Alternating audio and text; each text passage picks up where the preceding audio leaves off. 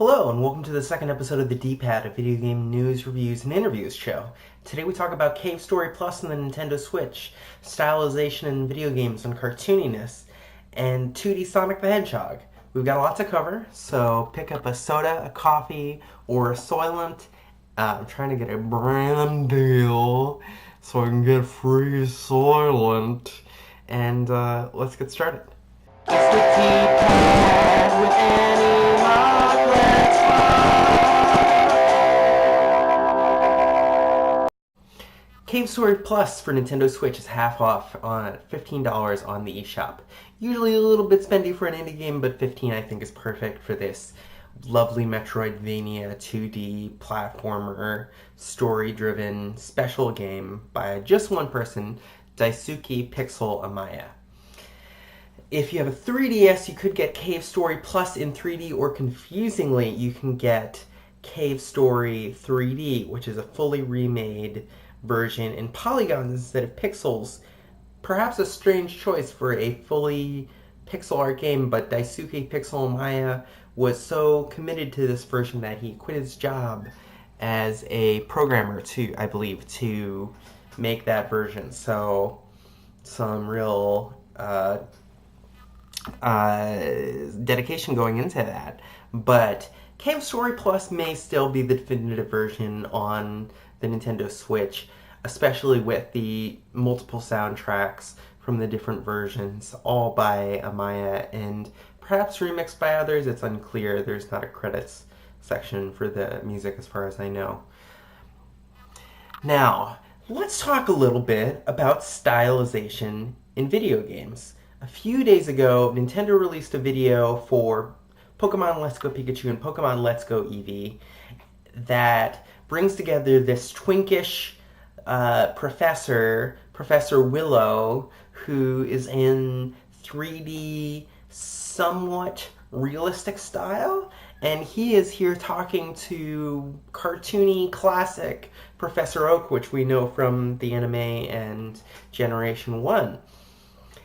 And Nintendo did this with New Donk City in Super Mario Odyssey, bringing together these weird, semi-realistic 3D people with cartoony characters and environments. And it makes no sense. Gerard the Completionist got drunk recently and explained Super Mario Odyssey to the internet on YouTube, and the only thing he really complained about were these weird-looking PS2 people who show up in New Donk City. And it really, I don't know if Nintendo has been so scared by The Wind Waker in 2002 that they have never touched fully cartoonist again. I mean, they have fully cartoony games, but they seem afraid to fully embrace it. So, you know, to Nintendo I say, you gotta try a little cartooniness. Gotta not worry about it. Next we have a double review of Sonic Mania Plus, the new DLC for Sonic Mania, the beloved 2017 return to form for 2D Sonic. And we have a little review for the $8 Sega Ages Collection, $7.99 Sega Ages Collection, Sonic the Hedgehog 1. Now, I kind of bought Sonic the Hedgehog 1 Sega Ages Collection so you didn't have to. I hate to say it, but the Game Grumps have dunked on Sonic 1, King K has dunked on Sonic 1, the respected games journalist Lee Alexander has dunked on Sonic. So many people have made articles and think pieces about Sonic's kind of broken design, and nowhere is this more evident in the original Sonic 1. Now, I've owned Sonic 1 on my PS2, my uncle's non-working hand-me-down Genesis as a teen, on the 3DS with the 3D Classics version by M2, and M2 brings us the new Sega Ages Collection. There's some other game on Sega Ages, which is some kind of shooter. I didn't care. Maybe it's great. Feel free to leave below in the comments if it is.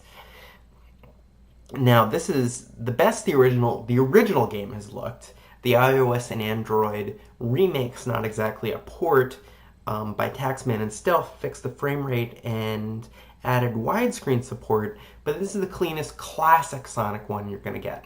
It includes the Japanese Mega Drive version and the International Genesis versions of the game, as well as an arcade version which counts the timer down in case Sonic 1 wasn't stressful enough.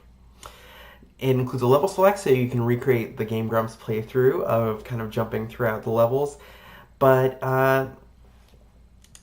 and it incorporates the drop dash from Sonic Mania and the spin dash from Sonic 2, breathing some new life into the gameplay. The new ring keep mode makes this kind of agonizing game a little less of a slog, making it more about the annoying platforming that should have been left to Mario.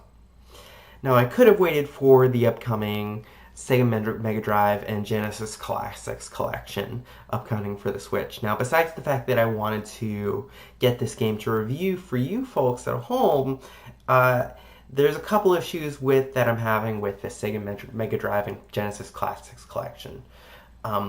It might be pricey, I don't know, and this game runs for $79.99 on the eShop. And while it includes, the Sega Mega Drive and Genesis Classics collection includes Sonic 1 and the superior Sonic 2, it has it out with the not fun Sonic Spinball. Gerard the completionist, proved that game is kind of a mess in a recent episode of his. But the collection does not include Sonic 3 and/or Sonic 3 and Knuckles and/or Sonic and Knuckles.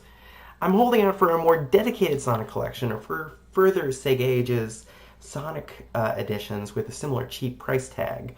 But I gotta ask, why no love for the best entry in the 2D Classic series?